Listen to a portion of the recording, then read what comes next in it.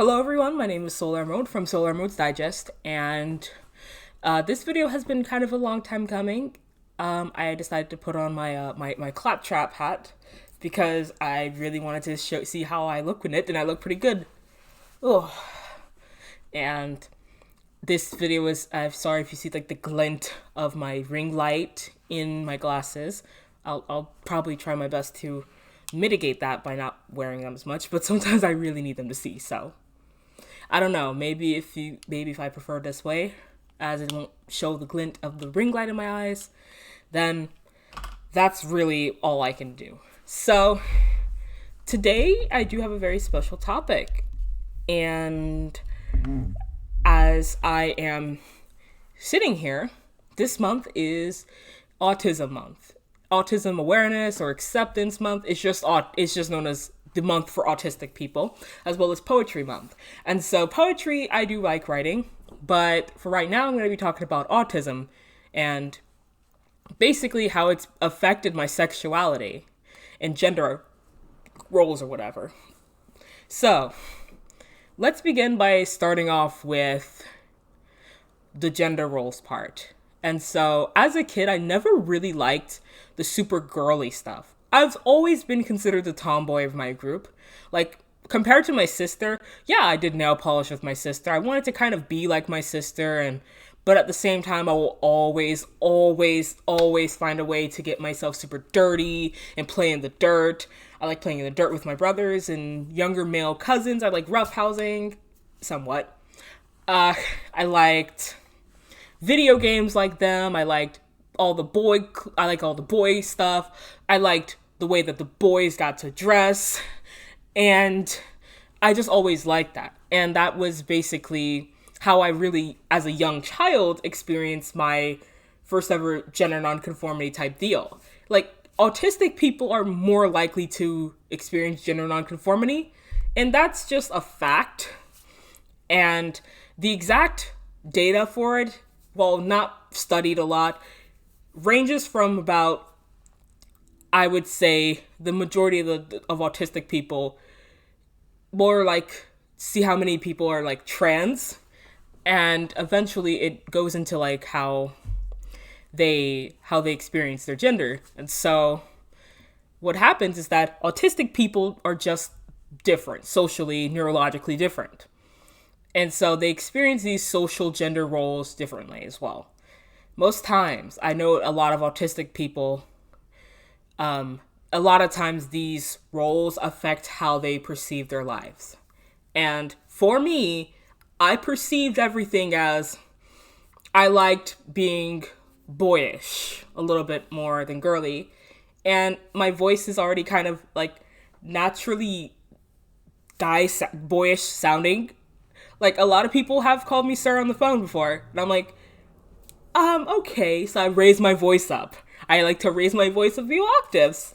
So I sound a little bit more like a girl. And so people realize, oh shit, that's a woman. But that's really didn't offend me that much, because that's just who I was.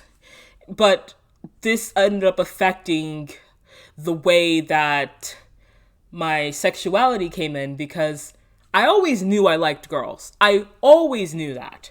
I know my family liked to think otherwise, but for me, it was innate. Like, I knew that I would look at girls a little differently than boys. It was how I tried to make myself like boys to be normal. That was like completely the way that they saw. That was what I would outwardly want to be. I outwardly wanted to be like the other girls who liked guys.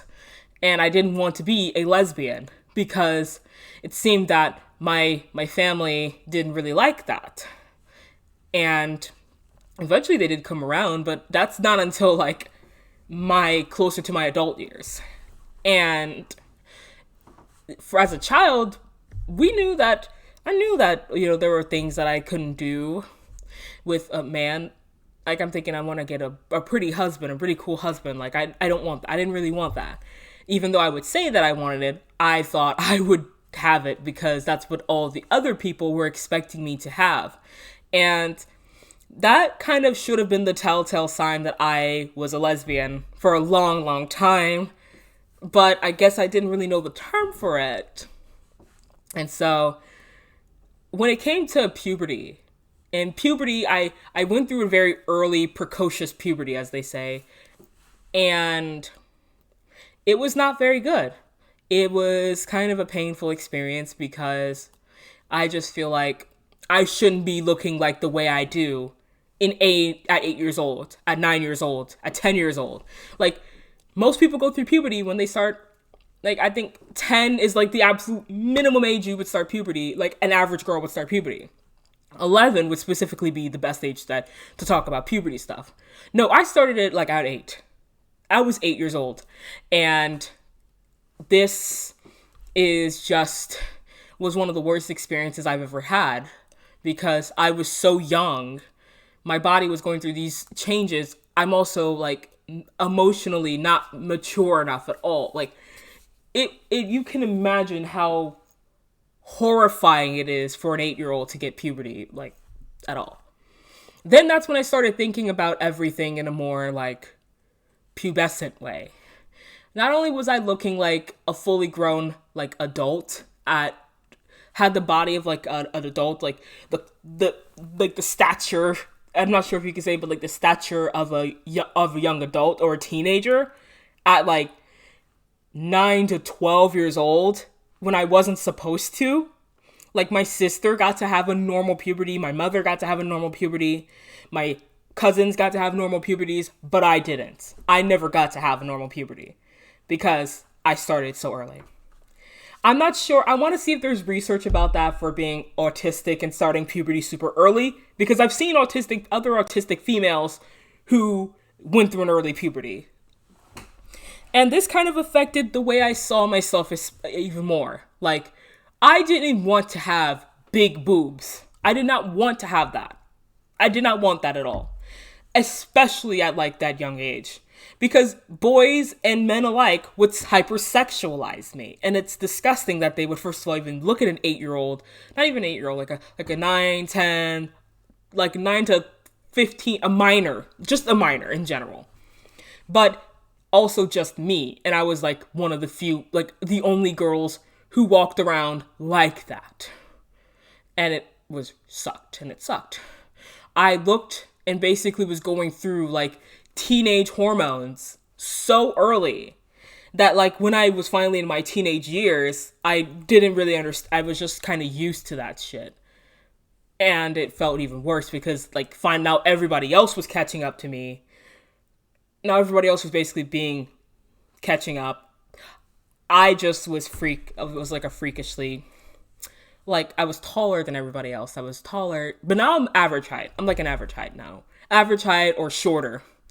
Literally, like, I think I'm like borderline average. Like, the average height for a woman is about 5'4" to 5'6". I'm around that range. Some people call me short. Others call me, hey, that's average. That's good. So now I'm about to skip up ahead of like the little preteen years, I should be saying. These preteen years were kind of hell because I looked around and I'm like, what am I doing with my life? Crushes weren't really discussed because they were kids. But I had crushes. And specifically, I can remember distinctly having a crush on one of my longest friends who ended up being a trans guy, but one of my longtime friends who at the time was still a female is a female. And so female to male trans now. And I remember like having a huge crush on this friend. I didn't know how to express it, but I didn't want to ruin my friendship. I don't know how to I don't like ruining friendships at all. Because what if I lose it all? You know, I thought I wanted a boyfriend. You know, I really did. I really tried to want a boyfriend, but it didn't work out for me. And as for my gender, I didn't want my boobs. I didn't want to be sexualized anymore. And so that leads to me in like middle school, high school era, finding the internet and talking to other people online because I wanted to talk about me liking girls and being a tomboy and not really liking my boobs that much because they're too big and they're getting bigger and bigger and bigger every time I grow. And so now, of course, at that point, they gave me like pansexual. Oh, you're open to everybody. I said, I just want to date. I just want to see who I like. I don't know. I'm questioning. Instead, of the period of finding who I am, I find myself in a rabbit hole pursued by things like Wattpad, the Wattpad LGBT community, and the Trevor space. And I find myself in that sort of landmine, that sort of wormhole that I figure myself to be falling into, because it's just not something that I would have expected to be going through, even if I would sneak on the internet to talk to these people because these were my friends. And now I feel like I probably shouldn't have had that at all. I probably would have still been a lesbian regardless of that. I probably still would have been a lesbian. I still would have had like attraction to females and women exclusively. I wouldn't have been like changing my sexuality and gender identity on a day-to-day basis, basically. And I see this so much. It's so prevalent because I wanted to be a part of a group that liked me. And so on Trevor Space especially, these people tend to really like who I was. They tend to never really like have a real... Geez, I'm trying to sit up straight and this thing isn't working. So I'm trying to have this sort of group that accepts me and is like, I'm a part of this in group. I'm finally a part of a group that people will accept me for. I've been bullied for too long. I've been excluded and outcasted for so long. I didn't really have a lot of friends in school. The friends I did have, they had other friends. I was glad to have those friends though. Very grateful for them. I still talk to them to this day. Specifically, I talk to Cheyenne and Sierra and sometimes Delaney. And talk to Ayana, especially. She's like one of the closest friends I've had, especially as a black girl, the only black girl in that group sometimes. I appreciate Ayana's my black friends. My non-black friends are mixed friends, like my mixed race group is like nerdy type friends. I still think Kamiko, who is biracial. I also liked being around Tyra and Tyler and Josh. I had a lot of like people I considered my friends.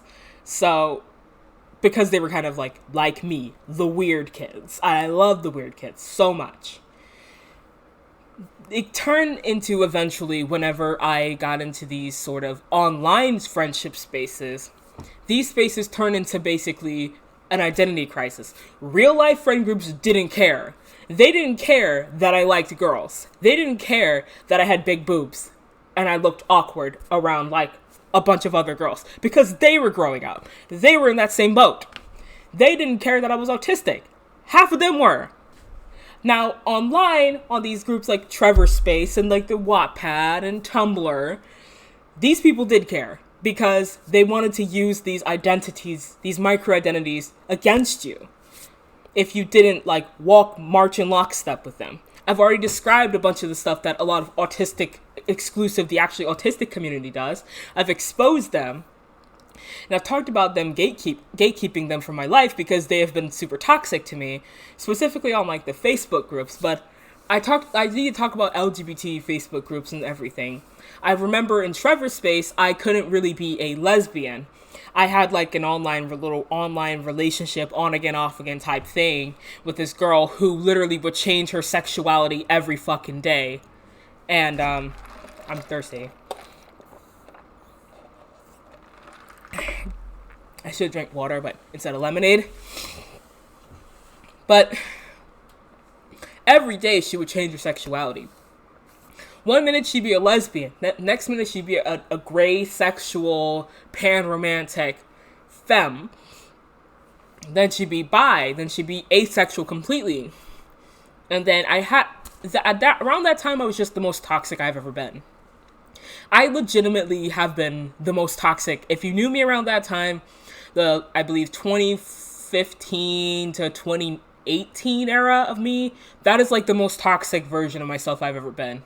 A very toxic, bitter teenager who didn't really know how to recover from that, and who would get into these weird online flings and take advantage of people because I was lonely and I didn't know how to really be myself around anybody, and I wanted to change. I was so desperate to do that. I would take anybody who would accept me, regardless of how far along in their lives they were.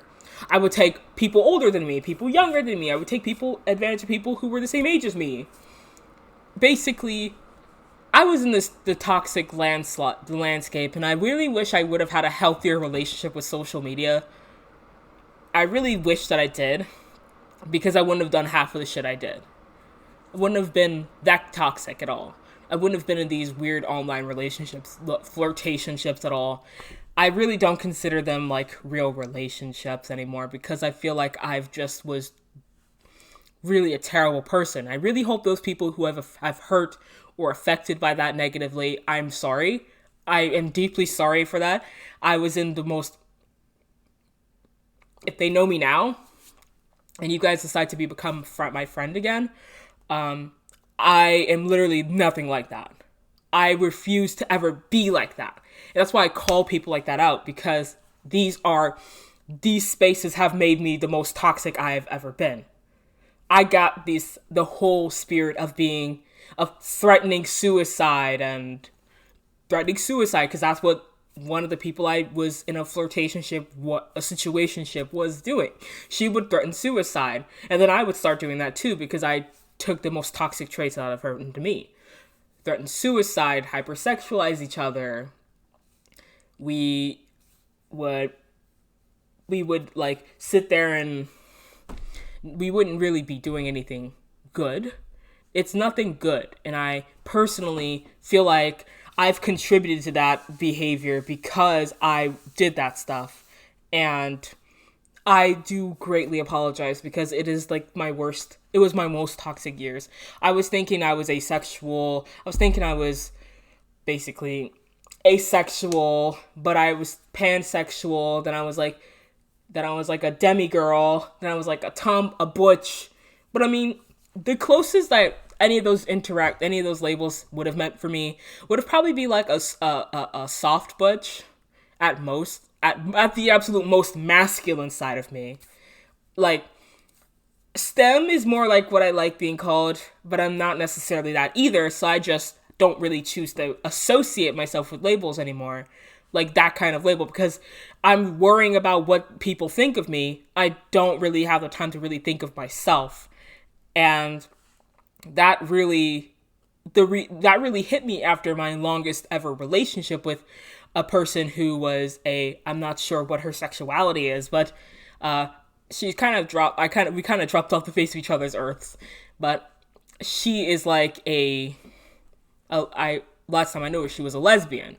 And so my only ever long-term relationship, and it's not even really a long-term relationship, it's more like a 6-month relationship, and it's my longest ever one I've had. After that, I realized that, Jesus, I'm doing something wrong. And then I ended up getting into some of these similar behaviors. But like, I'm trying to say, hey, I'm trying to basically not talk to anybody, not talk to multiple people at a time and be a player or anything like that. Because those traits, they were encouraged in those communities. They were encouraged. And nowadays, we see them canceling each other left and right if you don't step in exact lockstep with them. And I'm autistic, so of course I'm thinking, maybe I can think like that. But I don't want to, because I don't want to lose my livelihood over some people who potentially don't even care about me, who only care about what label I put on myself. And to be a lesbian, just being attracted to women exclusively is no longer allowed. I mean, it's not allowed at all. It's very hard for me to be a lesbian when everyone who is a lesbian an actual lesbian who actually will say they're lesbians are either they, them lesbians, which makes no fucking sense. You have to be a woman to be attracted to women who are exclusively attracted to women to be a lesbian. So if you're a they, them lesbian, you're just admitting that you're a fucking woman.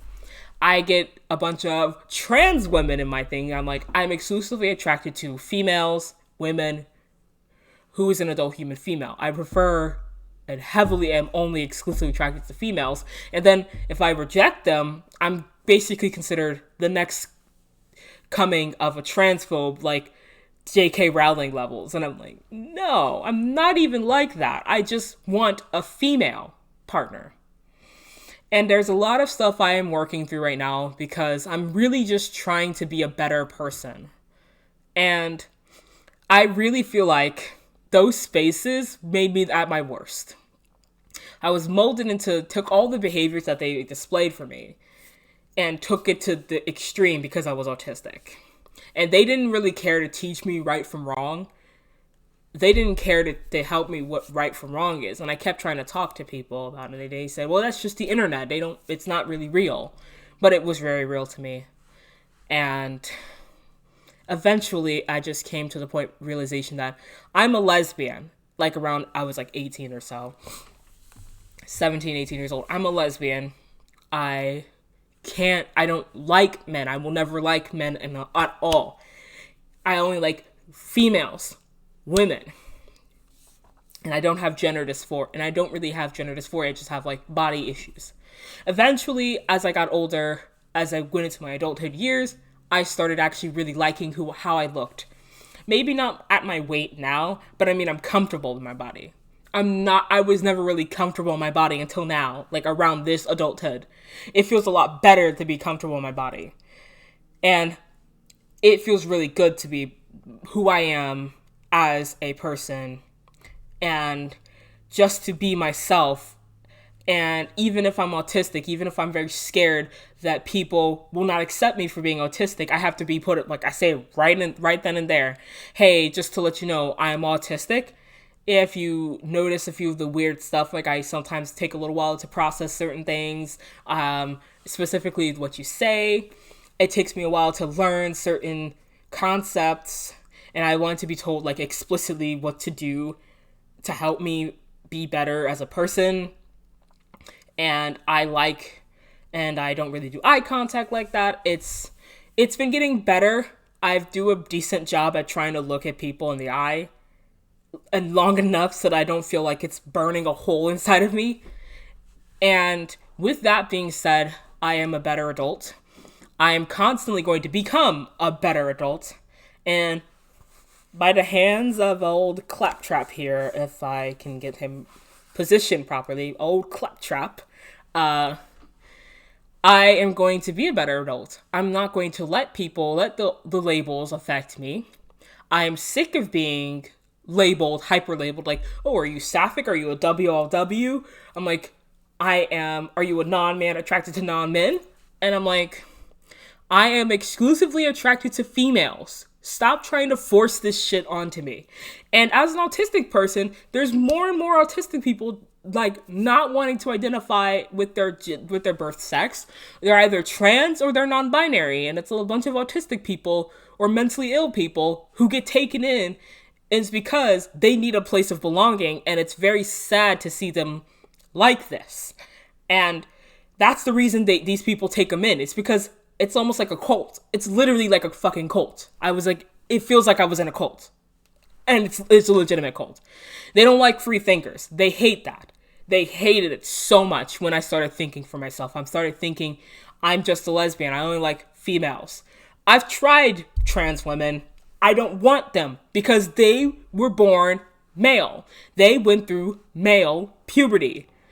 And they will not possess, at least for the trans women who identify as lesbians, they will not possess a vagina ever. And their sort of like neo-vagina, it's like nowhere near as what I personally want from a woman than a biological female. Like, I am a biological female. I'm not going to be any non-binary type of deal. I'm not non-binary. I'm not going to label myself with that kind of crap. I'm just a lesbian. I'm just same-sex attracted. And people can love me for that or hate me for that. I've probably already lost a bunch of people, despite me being right-leaning just in general, right-wing leaning in general, center-right, like a moderate right-winger. That's where I'm at with my life. I've already lost a good chunk of people for being right-leaning or like criticizing the left as much as I criticize hardcore right-wingers. And those views, people don't like that. So, yeah, I've already been criticized for that. I've already been hated for that. And then with me not being for me saying like, oh, trans people are not the same as cis or biological people. There's a reason why they're called transgender. You weren't assigned a sex at birth. You were born that sex. And you transition to become appear as the sex or gender that you would like to be. That is the reason there is a thing called transgender, transsexual. That is just completely asinine that these people want to force labels down onto everybody and sacrifice women's spaces for it. I wish I had a pure lesbian space like I do at LGB Alliance. I wish I had that.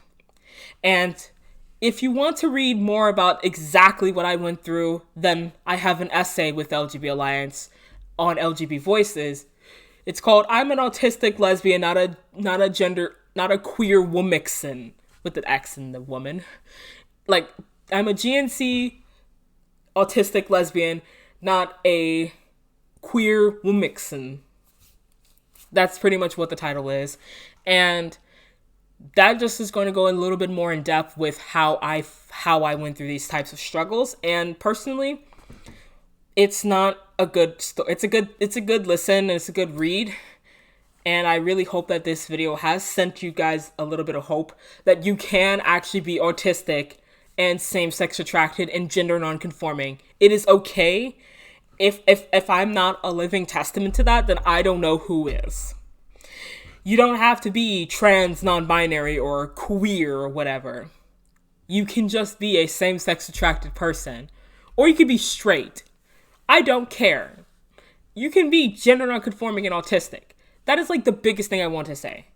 And please, for the love of all that is holy, do not fall into these very toxic and very hateful spaces, lest you turn into someone like me who is recovering out of that and is trying to be a better person.